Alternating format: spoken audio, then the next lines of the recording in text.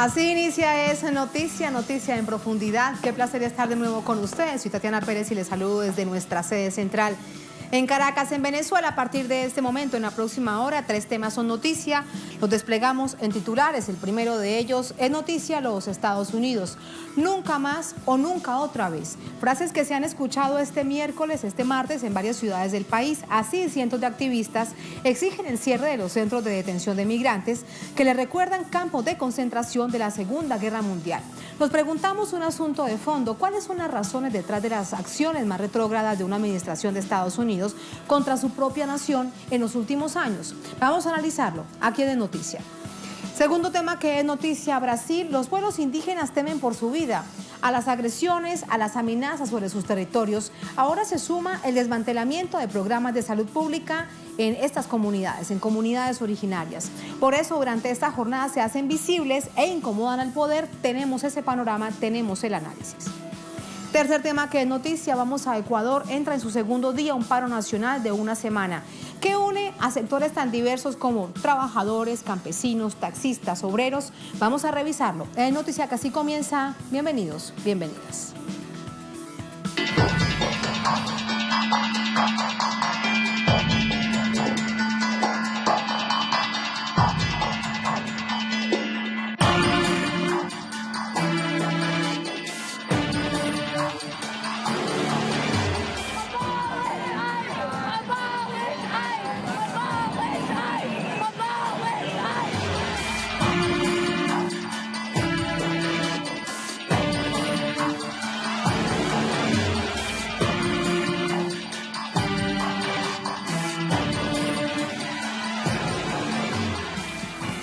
En noticia, los Estados Unidos. Cientos de activistas recuerdan el Holocausto en la Segunda Guerra Mundial para pedir que los centros de detención de migrantes calificados como campos de concentración sean cerrados. En la capital, en Washington, exigen que una tragedia así nunca se repita, nunca más. Vamos a revisar esos detalles a continuación. Que los campos de concentración del Holocausto no se repitan para nadie es la consigna con la que activistas buscan llamar la atención sobre la situación por la que atraviesan decenas de miles de migrantes en centros de detención estadounidenses. Acción Nunca Más es un grupo de judíos inmigrantes aliados que venimos juntos para decir que los campos de detención en la frontera y alrededor del país son ilegales, inhumanos y deberían cerrarlos y todos los inmigrantes ser liberados. Congregar gente en jaulas y no alimentarles apropiadamente, no darles acceso apropiado a higiene, puede ser descrito como campos de concentración, más allá del bagaje que viene con ese término. Muchos de ellos son judíos descendientes de sobrevivientes del Holocausto.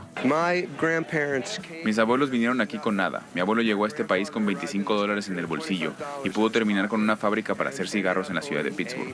Ellos solo vinieron, sin green cards, sin visas, no había asilo.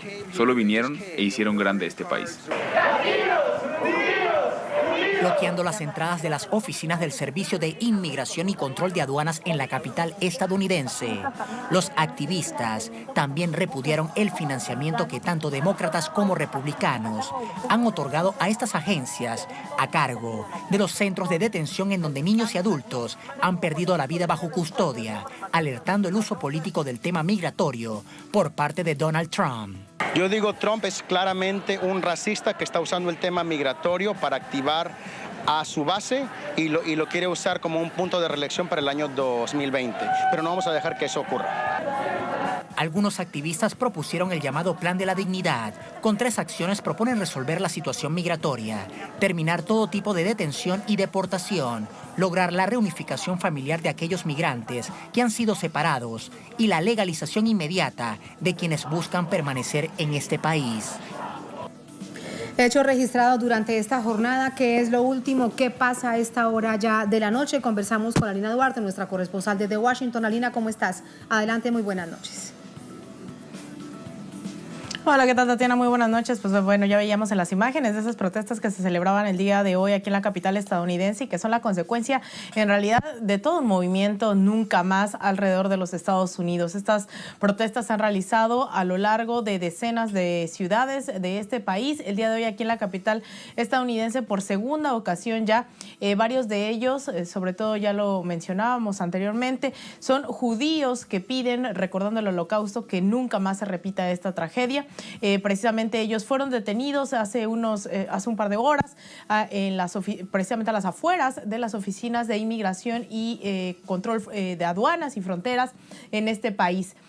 Son varias las movilizaciones, insisto, que se han desarrollado durante los últimos días, que ponen el acento en la política migratoria estadounidense y específicamente en estos centros de detención que ellos llaman campos de concentración. Sin embargo, también esta jornada coincide con la nueva política, la nueva arremetida del presidente Donald Trump en temas migratorios, que tiene que ver con las solicitudes de asilo. Y es que el día de hoy entra en vigencia algo que se anunció el día de ayer, que tiene que ver con que todos aquellos que busquen asilo en este país, si han transitado ya por otro país previo a llegar a territorio estadounidense, no podrán hacerlo, ya que tendrán que solicitar asilo en este país por el que han transcurrido, es decir, pone en jaque a decenas de miles de migrantes, sobre todo centroamericanos que han atravesado a México. Bueno, primero tendrán que hacer esta solicitud en México para que una vez que en todo caso se les niegue, sean elegibles de solicitar asilo en Estados Unidos.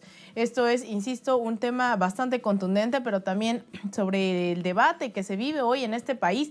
Tiene que ver el tema de la xenofobia, no solo de las políticas de Donald Trump.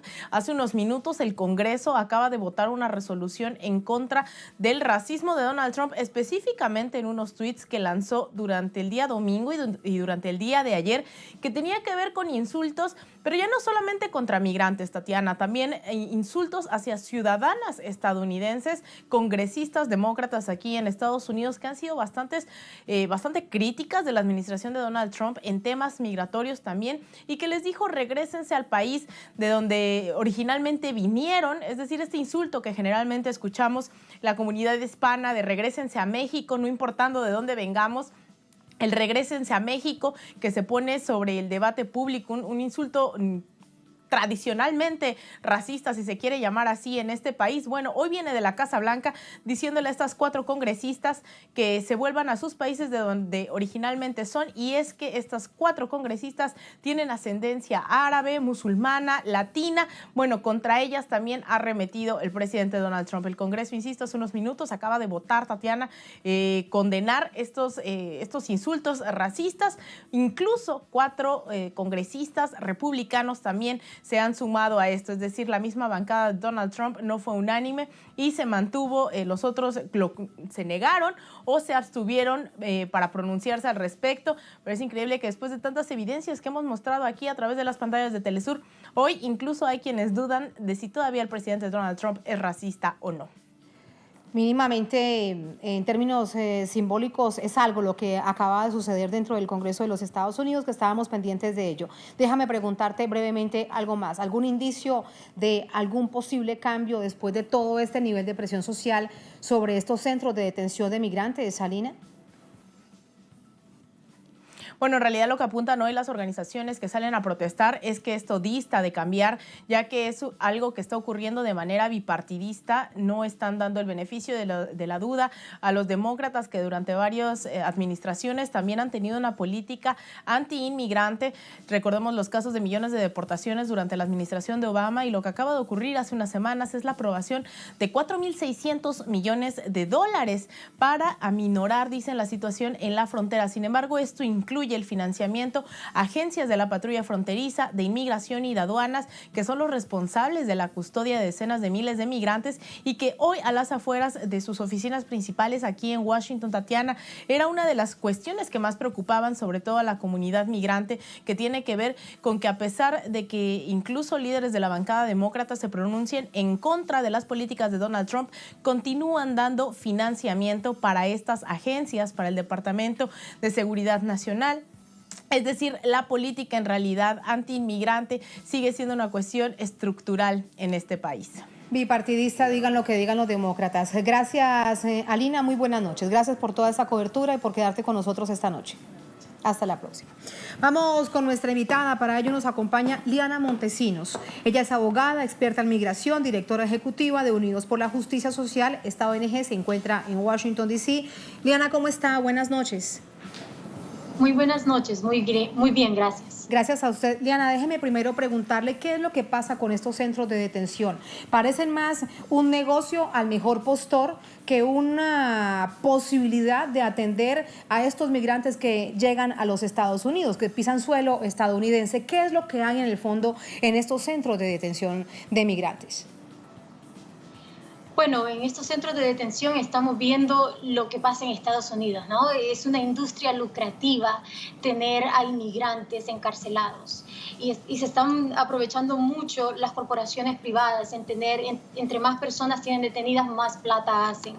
Aparte de eso, estos centros de detención, estos campos de concentración, como ya se les ha llamado, la congresista Alexandra Ocasio-Cortez los nombró tal como son una muestra y una insignia de la crueldad de Estados Unidos, del genocidio en el cual Estados Unidos está siendo partícipe. Estos centros de detención, hay distintas informaciones que llegan por distintas vías, pero realmente cómo tener una realidad meridiana, concreta, una radiografía de lo que está sucediendo dentro de estos centros de detención, porque evidentemente están en manos del Ejecutivo.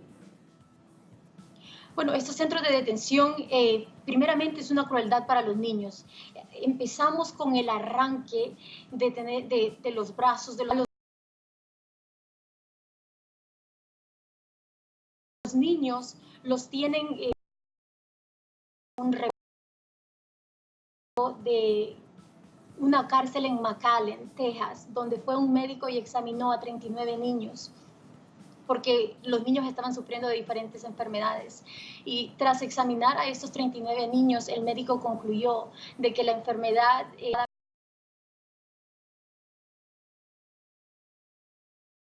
frías. Los niños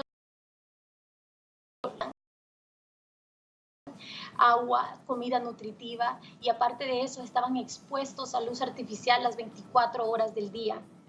Todos los niños mostraban signos de trauma. Estos niños vienen de países de Centroamérica, de México y de otras partes del mundo donde han sufrido traumas y Estados Unidos los recibe retraumatizándolos. Eso es para los niños. Ahora los hombres y las mujeres están también experimentando diferentes tipos de tratos crueles e inhumanos y también entre ellos tenemos personas que son transgéneros que no están recibiendo el cuidado o la atención necesaria según el género del cual se identifican. Estamos hablando de una atrocidad que está pasando de niveles de los niños, a los papás, a las mujeres. Es una crisis, una catástrofe. Es una situación muy, muy triste y allí quiero profundizar sobre un asunto más, la separación de los niños y niñas de sus padres y de sus madres, es decir, esta fragmentación de las familias. Hay decisiones judiciales que exigen que esto no siga sucediendo, sin embargo, parece que es así. Liana, ¿qué información manejan ustedes? Porque solamente de pensar un niño de meses, de 1 o 2 años, ¿cómo va a encontrar a sus familias y en dónde? Lo mismo estarán padeciendo los padres de esos pequeños. Hay una falta de transparencia del gobierno de Estados Unidos y de las agencias del Departamento de Homeland Security, de la Seguridad a la Patria. En realidad que nosotros los abogados y la comunidad que representamos a los inmigrantes indocumentados no tenemos claridad si los niños han sido reunificados, si todos los niños han sido reunificados con sus padres. De hecho que han habido separaciones catastróficas en las cuales los niños nunca han sido regresados a los papás e incluso han sido dados en adopción a otras familias estadounidenses y arrebatados permanentemente de los brazos y del cuidado de sus papás. Entonces, yo lo nombraría como tráfico humano y eso ocurre desde el momento que las personas están en tierras mexicanas, porque el gobierno mexicano y el gobierno estadounidense son cómplices de lo que está pasando ahorita con la crisis en Centroamérica y los refugiados que están viniendo de otros países. ¿Es que el gobierno mexicano no ha tomado las decisiones claras para proteger a los migrantes que llegan al país? El gobierno de López Obrador presenta distintas alternativas. ¿Crees que esto no resulta suficiente? No lo es suficiente. El gobierno mexicano históricamente siempre ha recibido dinero de Estados Unidos por deportar. Entre más centroamericanos y personas de otros países deportan de tierra mexicana, más plata recibe México de Estados Unidos. A pesar de que el presidente mexicano ha mostrado cierto nivel de cooperación o de sentimiento humanitario hacia los refugiados, no es suficiente. Yo estuve en la frontera en diciembre del año que pasó y yo le puedo decir de que había mucha mano negra, había mucha corrupción de parte de ambos gobiernos en el sentido de metering, que es una medida donde están limitando a los refugiados a que apliquen para asilo en los Estados Unidos. Y recientemente con la póliza que han hecho de obligar a las personas a que se queden en México mientras ellos estén aplicando para asilo a los Estados Unidos, es problemático, no solo para las personas que no se sienten seguros en México, sino para los propios mexicanos que están queriendo salir de México porque no se sienten a salvo ahí. Y en medio de este panorama, con respecto ahora a la política interna de los Estados Unidos, ¿quién hace algo por cerrar realmente, por atender esa petición que producto de todo ese panorama que nos has dicho, hay razones suficientes para cerrar los centros de detención? Pero ¿ante quién acudir? ¿Quién hace algo? Bien, hemos visto, y nos lo recordaba también nuestra corresponsal Alina Duarte, las decisiones migratorias ha sido una cuestión bipartidista de manera histórica. La comunidad se está armando aquí, los abogados, personas individuales, nos estamos formando en las diferentes comunidades para educar a los inmigrantes que ya están en los Estados Unidos, pero en realidad necesitamos amparo, necesitamos intervención de organismos internacionales para que en realidad podamos hacer un cambio, porque las personas siguen muriendo en estos campos de concentración.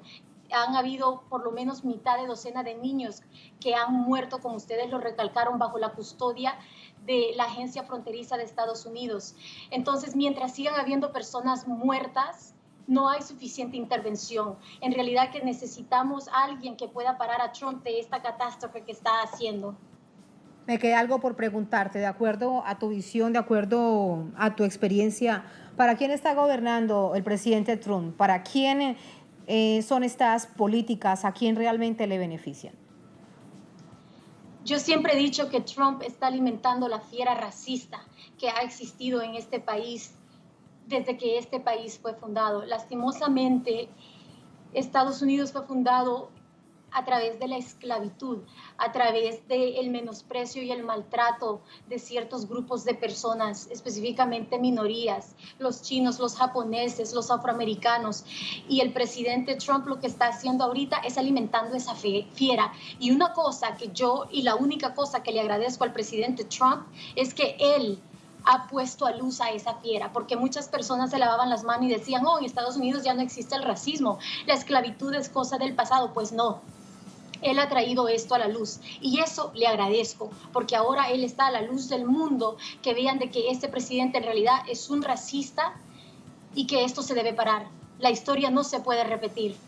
Y que hay sectores que lo acompañan, que era parte de esa Estados Unidos oculta, digamos, hasta ahora. Liana, gracias por este análisis. Muy buenas noches. Muy buenas noches. Buenas noches. Así nos vamos a la primera pausa en esta emisión de Esa Noticia. Al volver, en Noticia Brasil, el gigante suramericano. Los pueblos indígenas temen por su vida, así literalmente, a las agresiones y las amenazas sobre sus territorios. Ahora se suma el desmantelamiento de los programas de salud pública de las comunidades que se ha hecho paulatinamente. Por eso en esta jornada se hacen visibles e incomodan sin duda al poder fáctico. Tenemos la información, tenemos el análisis al volver. Estamos en Es Noticia.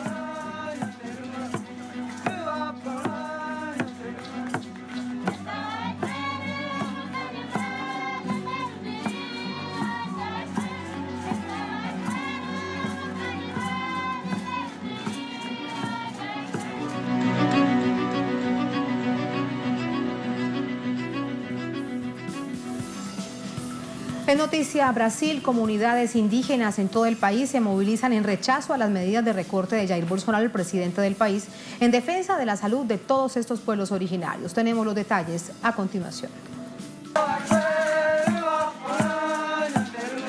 El pueblo guaraní de Brasil trancó varias rutas principales del país en protesta por el vaciamiento de la Secretaría de Salud Indígena por parte del gobierno de Bolsonaro. La decisión del Ejecutivo deja a las aldeas sin técnicos en salud y medicamentos. Además, exige la salida de la Secretaria de Salud, Silva Wahapi, por no escuchar los reclamos de la población frente a las medidas regresivas del gobierno. Hoy estamos haciendo una manifestación sobre la posición del gobierno actual, que no respeta nuestro derecho, que está en la Constitución brasileña. Entonces estamos movilizándonos. Todos los pueblos indígenas en el país, en varias regiones, estamos movilizándonos contra el gobierno que quiere acabar con la Secretaría de Salud Indígena. A esto se suma la decisión de Bolsonaro de dar fin al programa Más Médicos, que significó la salida de los especialistas cubanos que brindaban asistencia en el 90% de las aldeas indígenas del país. Asimismo, en abril pasado el Ejecutivo aprobó un decreto que eliminaba figuras como consejos, comités, comisiones, foros, entre otros, relacionados con la Administración Pública Federal, que fueron creados mediante decretos. De esta manera, se desarticuló el foro de presidentes de los consejos distritales de salud indígenas. También están en peligro los consejos locales de salud indígenas. Estas entidades representan a más de 5.000 comunidades indígenas y funcionan como un canal para la interacción con el poder público y el monitoreo de las políticas dirigidas al sector. Desde su primer día de gobierno, Jair Bolsonaro socavó los derechos de los indígenas sobre sus tierras. Horas después de su toma de posesión, el mandatario aprobó un decreto que asignaba la responsabilidad de certificar la protección de los territorios indígenas al Ministerio de Agricultura, tradicionalmente a favor de los intereses de las industrias que quieren un mayor acceso a esas tierras. En este contexto, líderes de comunidades indígenas han denunciado que desde la llegada de Bolsonaro al gobierno, incrementaron las amenazas y actos de violencia en su contra por parte de grupos que pretenden apoderarse de las tierras ancestrales. La acusación cobra sentido, considerando que el mandatario se atrevió a comparar a las comunidades que viven en tierras protegidas con animales de zoológicos. Y precisamente sobre este tema detallamos las diferentes situaciones de violencia de las que son víctimas más de 300 etnias indígenas de esta nación para ser despojadas de sus tierras ancestrales. Esto según el Consejo Indigenista Misionario CIMI, en la última década se registró el asesinato de 1.071 indígenas por conflictos territoriales. En 2018 la falta de demarcación de la tierra propició el avance de la industria de la madera, la minería y los ruralistas y dejó un saldo de casi 10 muertos por mes. Mientras, en 2017 fueron 110 los integrantes de comunidades originarias que fueron asesinados.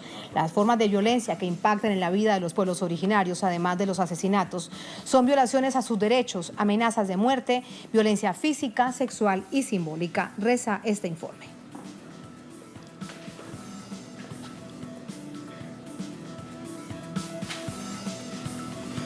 Allí lo ven ustedes, este es el panorama partiendo de una coyuntura de movilización durante esta jornada.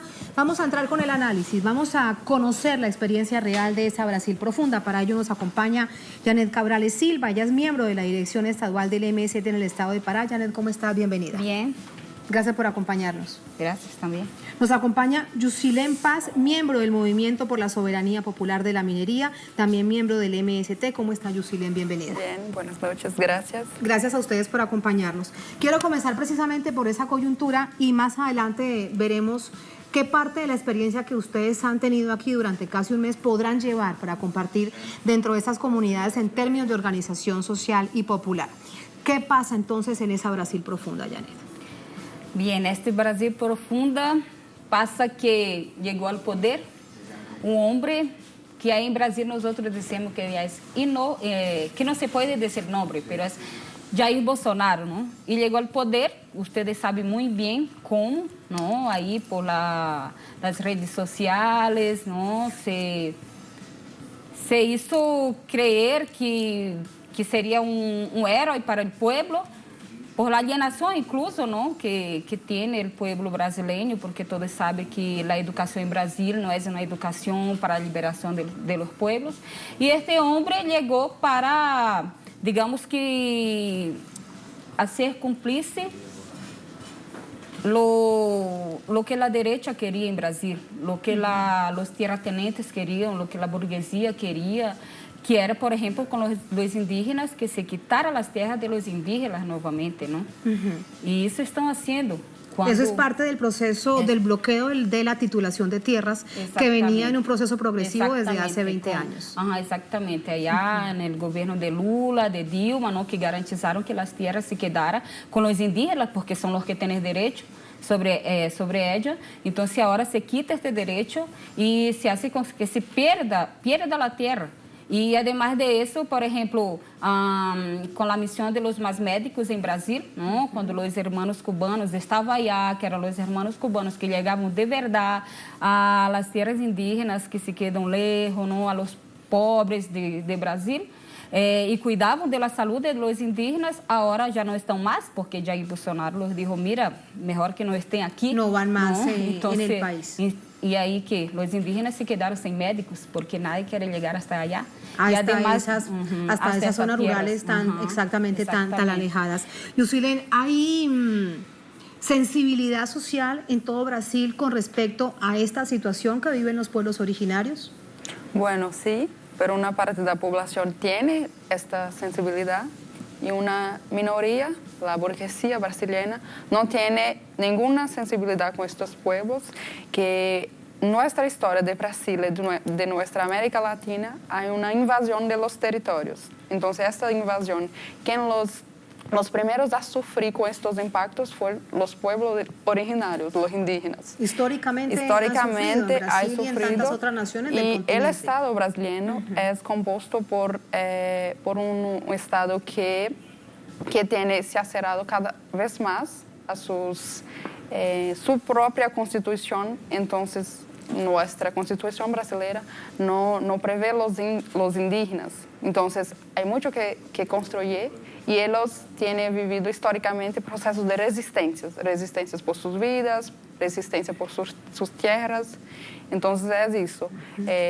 Y la población tiene esta sensibilidad, pero no hace mucho.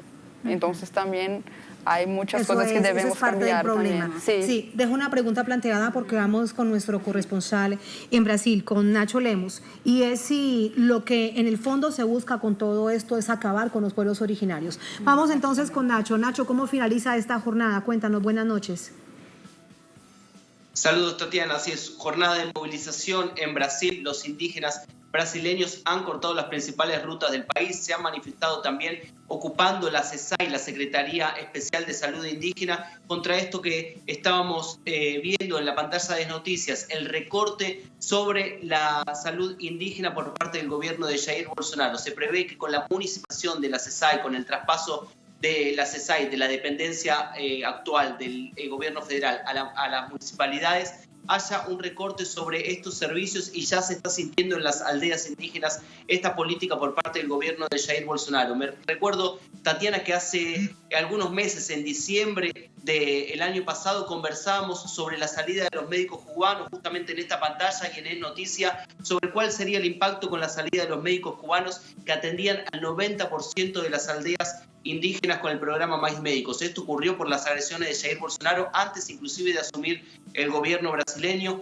Los médicos cubanos se fueron, se han quedado las aldeas indígenas sin médicos, el 90% de las aldeas indígenas, y ahora el recorte ya empieza a sentirse también con los recortes sobre la Secretaría de Salud Indígena. Esto afectará a la medicina, a los técnicos en salud, también a los enfermeros en las aldeas indígenas, y este es el contexto que se vive. Por eso hoy los guaraníes especialmente se han manifestado en Sao Paulo, habían ocupado la CESAI, la Secretaría de Salud Indígena, y también paralizaron la ruta que une Río con Santos, una de las principales rutas que conectan las principales ciudades brasileñas, a su vez, tanto el estado de Río de Janeiro como el estado de Sao Paulo, y así se manifestaron. Por un lado, del lado de Sao Paulo, en la aldea Paraty-Mirim, los guaraníes ocuparon ese espacio de la ruta, también del lado de Río de Janeiro lo hicieron, ambos lados de la ruta cortada, uno de los principales flujos de capitales, para protestar contra estas políticas del gobierno de Jair Bolsonaro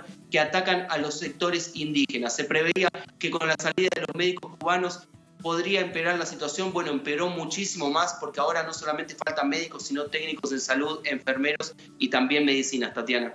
¿Quedan entonces a merced de la medicina ancestral, de ellos propios, no más? ¿Así están las cosas, Nacho? ¿Qué es lo que ellos decían? Sí, así es. Dependen prácticamente solamente del acceso a las medicinas ancestrales, pero si tenemos en cuenta el contexto que se vive en Brasil de deforestación, de avances sobre con los monocultivos, con los agrotóxicos, con los cultivos transgénicos, sobre las medicinas ancestrales, sobre la biodiversidad, el país de mayor biodiversidad del planeta, también está en riesgo la medicina ancestral. Entonces, en ese sentido, la problemática abarca mucho más que la salud indígena en principio, porque la defensa de la madre tierra es lo que se pone en este momento en tela de juicio. Para los indígenas el ataque es puntual sobre su cuerpo, sin embargo ellos son justamente la barrera para estos sectores extractivistas que pretenden acabar con la demarcación de las tierras en Brasil, y es por eso que son el principal foco del ataque de Jair Bolsonaro en este proyecto de extractivismo potenciado para acceder a estos territorios, a la minería, al agronegocio y también a la ganadería a gran escala en este contexto que se vive en Brasil con las negativas que ha mostrado el gobierno de Jair Bolsonaro a los pactos contra el cambio climático en la ONU. Bueno, se siente exclusivamente en el cuerpo de los indígenas, y en este sentido los indígenas denunciaban hoy que el ataque contra su salud es el mismo ataque que está sufriendo la madre tierra, Tatiana.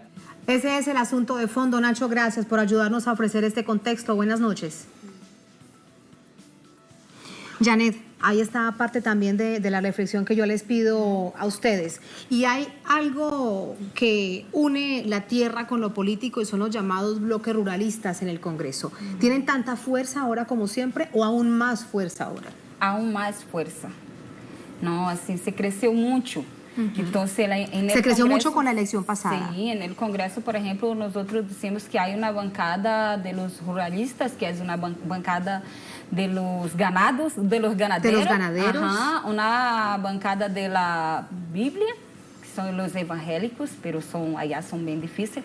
Y hay una bancada también de la bola y de la bala, de la arma, de los revólveres, no sé cómo se llama aquí, ¿no? Y, de las armas. Sí, de las armas. Entonces, que son aquellos que estaban solicitando la flexibilización de la tenencia de armas, exactamente, donde también el gobierno permite, a través de un decreto muy polémico que poco a poco lo fue retirando, permitir que los terratenientes se armaran supuestamente en defensa propia. De eso es también que debemos entender. Ajá, exactamente.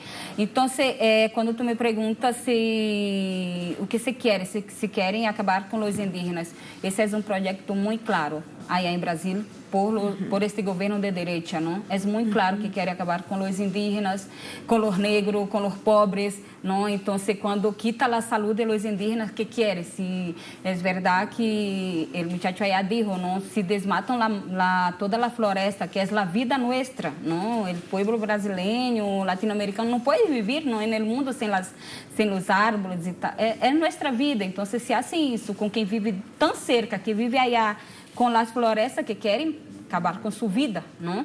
Y además ellos dicen claramente que los indígenas tienen mucha tierra, que no necesitan de mucha tierra. Entonces, por eso quieren que la gente que quita las maderas, ¿no? La deforestación de la tierra. El agronegocio está avanzando mucho más en la Amazonia. Entonces, en una región que se tiene matas, aguas, ahora se ve la soja, ¿no? Y la soja transgénica. Entonces, ¿qué existe? Es un proyecto de muerte. Es claro que es un proyecto de muerte. El monopolio de los cultivos. Con los indígenas y con todos, ¿no? Con los pobres, con el pueblo. Es un proyecto de muerte.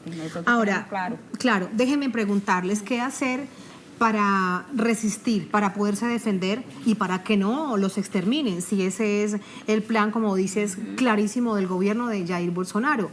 ¿Requerirán organización popular, organización comunal? ¿Qué requerirán para realmente defenderse? ¿Qué experiencia ven ustedes en Venezuela? ¿Qué experiencia se llevan para poder apoyar y trabajar en ese sentido?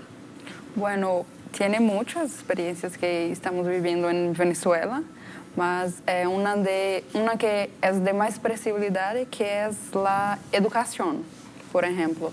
Por medio de la educación podemos hacer elevar nuestro nivel de conciencia y también porque el problema no es solamente de los indígenas, es de todo el pueblo, toda la población del Brasil. Entonces tenemos que comenzar por la educación, así como Chávez fez en Venezuela, erradicar lo analfabetismo, las personas que no son alfabetizadas, y para que tenga acceso a sus derechos. Y por supuesto... Pero ahí estás hablando además de educación política. Sí. Entenderse como seres políticos que tienen mucho que decir y mucho por aportar a la nación y a las políticas públicas. Y por supuesto hacer también una nueva constituyente en Brasil, porque nuestra es atrasada y también no hay una efectividad en la práctica. Los gobernantes, los diputados, los senadores hacen como lo bien quieren. Entonces, tiene inúmeras políticas que no son aplicadas en nuestra realidad. Entonces, ¿cómo que podemos apuntar para un avance en esto también? Tenemos que cambiar muchas cosas, incluyendo la Constitución brasileña. Todo esto parte producto también de la presión social, es algo que le he preguntado a distintos analistas y personas con las que conversamos. Es cierto que en Brasil hay 200 millones de personas y que una movilización, por pequeña que sea, se ve multitudinaria, pero también coinciden en que falta movilización social y popular. ¿Qué dices? Sí, exactamente. La gente está movilizada, los movimientos sociales están organizados, la izquierda brasileña está organizada. En este momento que con esta coyuntura tan, digamos, tão apretada, não tão feia, a gente se moviliza muito mais, a gente se costuma juntar-se muito mais. Mas é lógico, com um país tão grande, não, com tantos milhões de habitantes, talvez tenhamos que ser muito mais. Não? E isso passa por isso que minha amiga está dizendo, o avançar da consciência. Pero também igual que é um país onde a direita, a burguesia tem a gente como escravo mesmo, não? E quando falamos de escravo, é escravo de pensamento, não? Quando então assim, pueblo que não conhece sua história porque a história praticamente foi borrada, não? De las escuelas, como se tem que falar de ella de verdade. Mírate, por exemplo, os professores que são perseguidos agora, é uma persecução de los professores porque não podem falar a verdadeira história. Então, assim, um pueblo que não pode falar de sua história é um pueblo que não sabe sua história, não? E aí vem a alienação também. Pero, sin embargo, la gente foi para a calle. Os estudiantes agora saíram à calle. Esta por jornada ejemplo, salieron de nuevo, quando o presidente atual allá disse que vai ser um recorte de 30% nos recursos para a educação, a gente se foi para a calle, porque sabe que o que tem, por lo menos o que tem, não pode perder. Há que avançar, mas agora temos que garantizar o que conseguimos. E isso é uma coisa que não é fácil, porque não podemos avançar porque agora temos que garantizar o que temos. Claro, pero fíjate, aquí también hay una situación que parece mucho más complicada, porque pareciese entonces que falta más conciencia o más movilización, o qué es lo que pasa, porque esa presión social no logra frenar las políticas regresivas del gobierno de Bolsonaro. Porque também há congresso que é congresso burguês. É congresso burguês, então, para eles, mira, a gente está na calle e nós conseguimos frenar alguma coisa.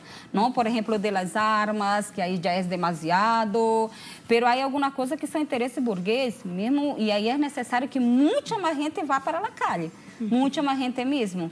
Não, porque com um congresso totalmente de direita, burguês, não, que eles defendem seus interesses, há que ter muita mobilização. E sin embargo, temos que... E não desistir nessa movilização. Não desistir jamais. O povo brasileiro, como todo povo latino-americano, é um povo muito forte e que não vai desistir também. Não vamos... No, marcha atrás, no. Jocelyn, quiero preguntarte además sobre la juventud, la visión de la juventud, no solamente cuando tocan un asunto específico como la educación, bien lo recordabas, el 30% que se recorta a las universidades públicas, nada más y nada menos a las universidades públicas, que es prácticamente dejarlas acéfalas de la inversión que se necesita para atender a los estudiantes. ¿Qué expresión existe de los estudiantes ante esta situación tan compleja, incluido las organizaciones indígenas que están pasando por esto? Entonces, la juventud tiene enfrentado dos momentos en el gobierno Temer. Tivemos congelamento de los gastos de los investimentos en la educación, en la salud y en la seguridad de nuestra sociedad en Brasil. Y por ahora estamos enfrentando el gobierno del Bolsonaro, que nosotros no reconocemos como el gobierno legítimo. Es ilegítimo y antidemocrático, ¿no? Porque Pero ganó a través de las redes sociales y del chat, pero ganó y hay además una población que votó por él y esa también es una realidad. Sí, por lo medio de los medios de comunicación brasileños que por hacen el WhatsApp. Por todos los días los fake news, las noticias que hacen con que la población cree que es un buen hombre, una renovación política, pero no, está en la política por 30 años y no hace nada. Entonces, estamos en proceso de construir narrativas. Toda la izquierda, así como la juventud, está en este proceso de no solo construir la narrativa, pero también luchar por ella. Y lo que tiene el trabajo de los indígenas y de la resistencia, también de la juventud, porque en Brasil está haciendo un genocidio de la juventud negra en las periferias. Entonces, es una lucha que tiene tiene una semejanza. Entonces, hay un genocidio de la población indígena, así también como hay la matanza de la juventud negra. Entonces, lo que tenemos ha sido resistencia a todo momento. Claro. Todos los días. Una reflexión para despedirlas, Janet, y es que vemos precisamente estas imágenes. No es común que los indígenas tomen la decisión de salir y pararse frente a una vía sin importar qué es lo que les pueda suceder. Hemos tenido las imágenes en esta conversación precisamente en la pantalla de manera permanente. ¿Cuán valorable es este esfuerzo de los indígenas? Mira, los indígenas, o que ellos quieren mismo es vivir en la floresta.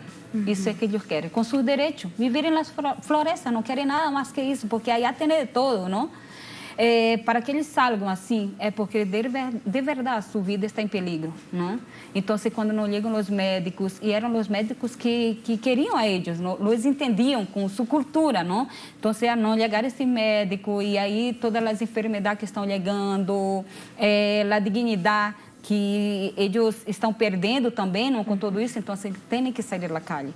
E neste processo e nesta nova conjuntura, eles estão saindo bastante na calle. Em verdade que estão saindo bastante mesmo, estão organizando-se muito. Fizeram uma marcha hacia Brasília, uma marcha grandíssima hacia Brasília. Foi muito bonita a marcha, para dizer que eles estão vivos, para dizer que eles vão continuar lutando. E mais, não são só os indígenas, não? O povo de Brasil que luta, que está consciente já, então se junta nessa luta, não? São os indígenas, são os negros e negras, não? São os movimentos sociais do campus, porque nós outros dizemos que somos todos indígenas. Nós somos indígenas, não? É de aí nossas raízes. Então, é por eles também que lutamos, é por nós outros que lutamos, porque, em verdade, nós outros não queremos entregar nosso país a las empresas transnacionais que estão por allá, que só querem saquear nosso país, só saquear e deixar a morte. Então, nós outros vamos lutar e, em verdade, que estas imagens aqui também dizem muito da resistência de los indígenas e de las indígenas. Aí vimos os niños, las niñas, porque sabe que tem que lutar também, não? Há que lutar, não pode deixar que só seu papá, sua mamá lute. Eles também têm que lutar, porque também têm que garantizar esse direito à vida. Muchas gracias, Janet. Con esa reflexión la despido. Gracias. Muy buenas noches. Jocelyn, gracias. Gracias. Así nos vamos a la segunda, última pausa en esta emisión de Es Noticia. Al volver, Es Noticia Ecuador. Entra en su segundo día un paro nacional de una semana. Nos preguntamos lo siguiente: ¿qué une a sectores tan diversos como trabajadores, obreros, campesinos y taxistas? Tenemos esa respuesta al volver en Es Noticia.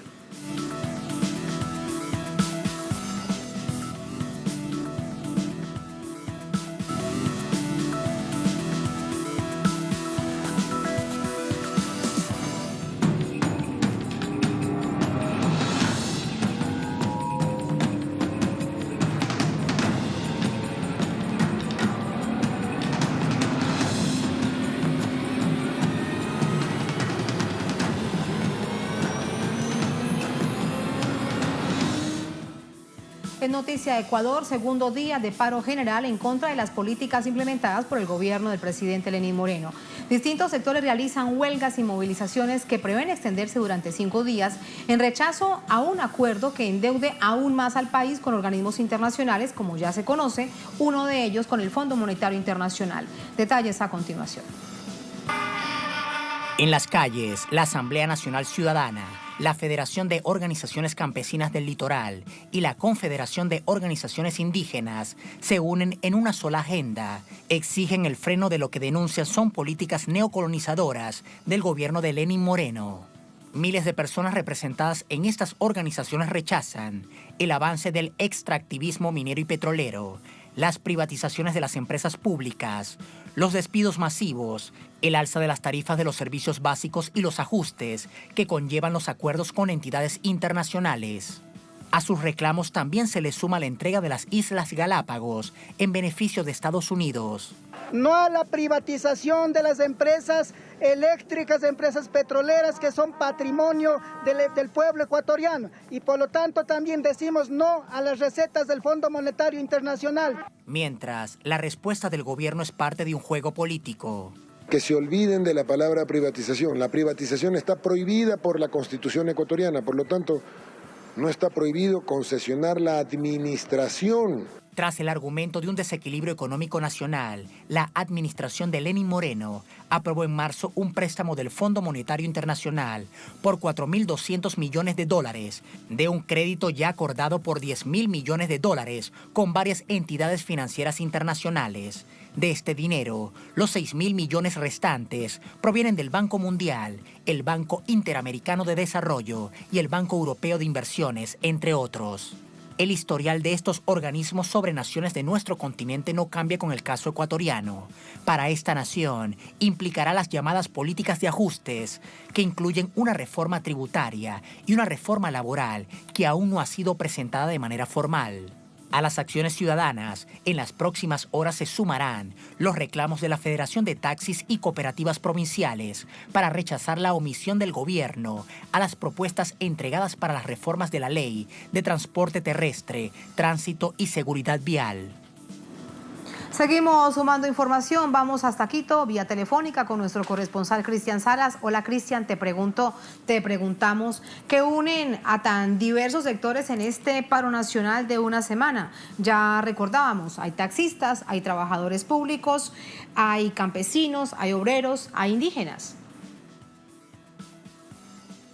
¿Qué tal, Tatiana? Buenas noches, un saludo para ti, para toda la audiencia. Efectivamente, son varios los gremios, movimientos y organizaciones sociales los que se han unificado, si podríamos llamarlo así, en esto que han denominado el paro nacional, que como bien indica, inició el día de ayer, especialmente en distintas provincias del país, de la Serranía Central específicamente, y algunas poblaciones también de la costa ecuatoriana, y hoy también se llevó a cabo varias movilizaciones en la capital ecuatoriana, pero especialmente en zonas aledañas. Incluso se cerraron varias vías de acceso a la capital, tanto por la zona norte como la zona sur.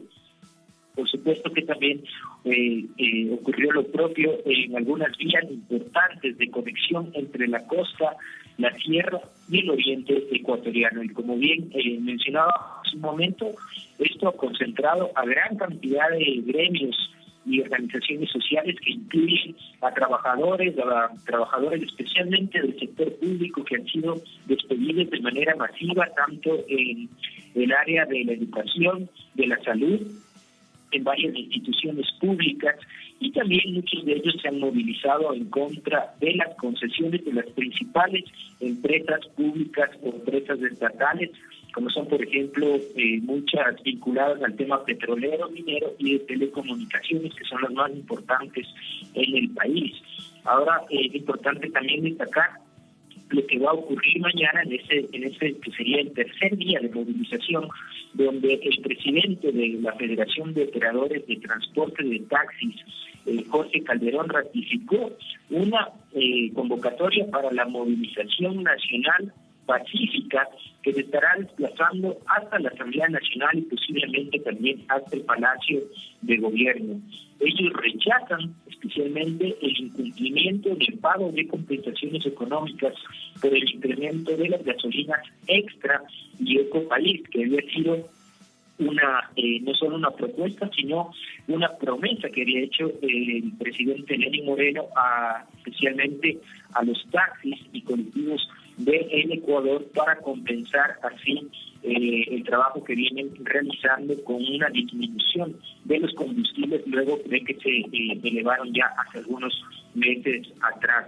Hay algo, Cristian, permíteme preguntarte algo, si ya también producto del pulso en las calles hay alguna respuesta. El gobierno dice que no hay nada más distinto a una privatización, sin embargo dice que lo que vienen son concesiones, es decir, eso es una privatización dicha de otra manera. ¿Hay alguna respuesta que hayas encontrado en las calles con respecto a esa postura del gobierno?